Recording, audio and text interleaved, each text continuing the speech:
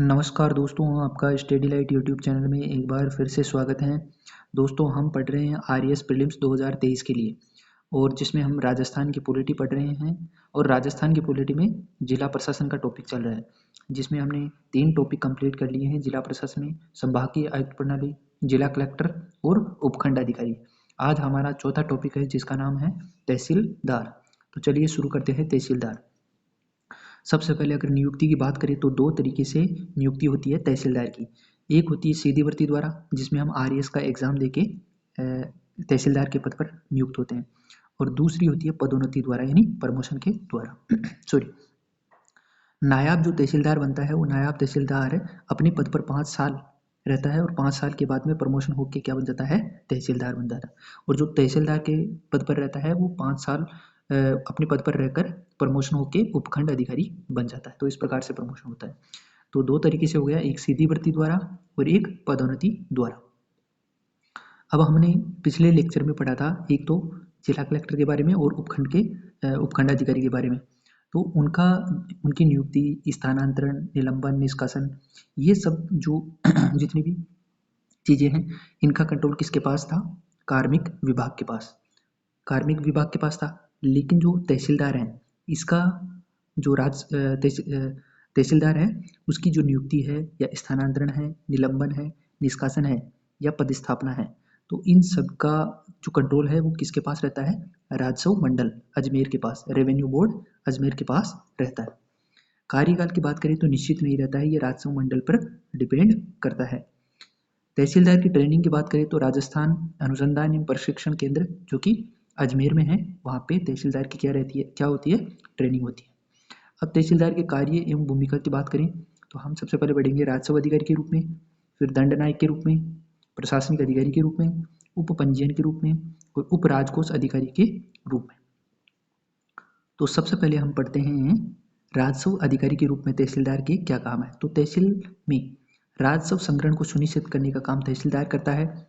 तहसील में भू अभिलेखों का प्रबंधन, जैसे कि जमाबंदी, भू नक्शा या नामांकन पंजिका, इन सब का प्रबंधन कौन करता है? तहसीलदार करता है। इसके अलावा सीमा ज्ञान, यानी कि जो लैंड डिमार्केशन होती है, उसका काम भी किसका रहता है? तहसीलदार का रहता है।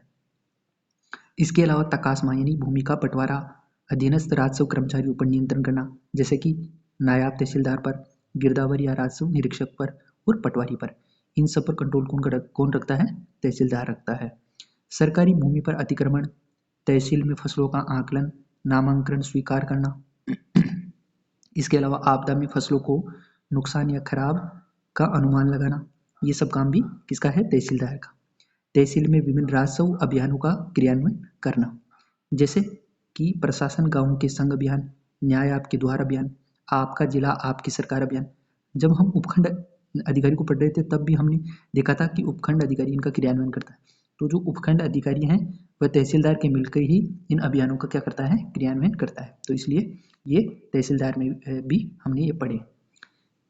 दंड नायक के रूप में बात करें तो तहसील में शांति भंग के मामले में जमानत प्रदान करना सीआरपीसी की धारा 151 के तहत, लेकिन इसकी अनुमति प्राप्त करनी पड़ती है जिला कलेक्टर से।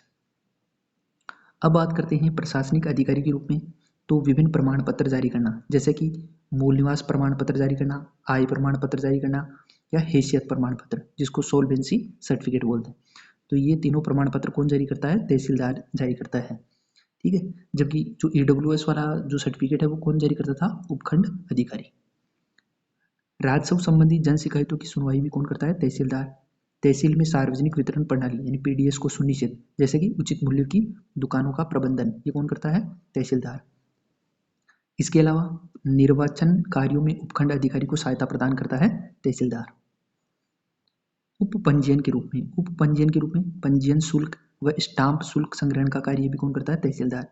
उप राजकोष अधिकारी के रूप में, तो उप राजकोष के संरक्षक या केयर टेकर के रूप में काम करता है तहसीलदार। अन्य कार्यों की बात कर लेते हैं तो सार्वजनिक निर्माण विभाग, जो कि क्या होता है?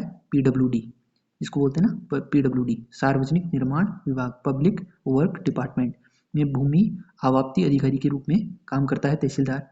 इसके अलावा भू प्रबंधन विभाग में सहायक भू प्रबंध अधिकारी के रूप में, वन विभाग में वन बंदोबस्त अधिकारी के रूप में, इन सब का कार्य तहसीलदार करता है।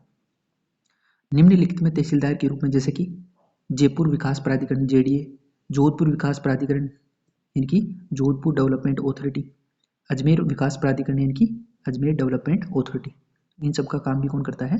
तहसीलदार करता है। अब कुछ वन लाइनर फैक्ट हैं जिनको हम देख लेते हैं जो कि इंपॉर्टेंट है। जैसे कि राजस्थान में प्रत्येक जिले में एक राजकोष होता है, राजस्थान में प्रत्येक तहसील में एक उपराजकोष होता है, जिला कलेक्टर जिला राजकोष का क्या रहता है? अधिकारी रहता है। जिला राजकोष का रखवाला कौन रहता है? जिला राजकोष अधिकारी। तहसीलदार उप राजकोष का अधिकारी रहता है। याद रखना कि जो तहसीलदार है वो उप राजकोष का क्या रहता है? अधिकारी रहता है। इसके अलावा जिले में जिला राजकोष का मालिक जिला कलेक्टर होता है, लेकिन केयर टेकर DTO रहता है। और DTO कौन था? अभी हमने पढ़ाया, जो राजकोष अधिकारी रहता है वही। इसके अलावा तहसील में राजकोष का मालिक कौन रहता है? SDO, लेकिन केयर टेकर कौन रहता है? तहसीलदार। तहसीलदार राजस्व से संबंधित कार्य पटवारी के माध्यम से करवाता है। तहसीलदार राजस्व से संबंधित कार्य किसके द्वारा करवाता है? पटवारी के माध्यम से। तहसीलदार केवल राजस्व संबंधी जन शिकायतों की ही सुनवाई करता है। SDO सभी तरह की जन शिकायतों की सुनवाई करता है। याद रखना, जो तहसीलदार है वो केवल जो रेवेन्यू से रिलेटेड जो जन शिकायतें हैं उनकी शिकायतें सुनता है, लेकिन जो SDO होता है वो सभी तरह की जन शिकायतों की सुनवाई करता है। SDO का मतलब उपखंड अधिकारी।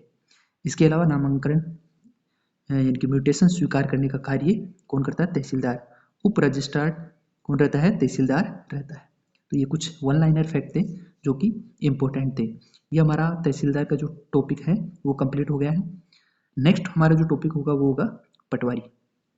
तो इस वीडियो में इतना ही, अगले वीडियो में मिलते हैं जिसमें हम पटवारी को पढ़ेंगे। तो स्टडी लाइट यूट्यूब चैनल को सब्सक्राइब करना ना भूलें। धन्यवाद दोस्तों।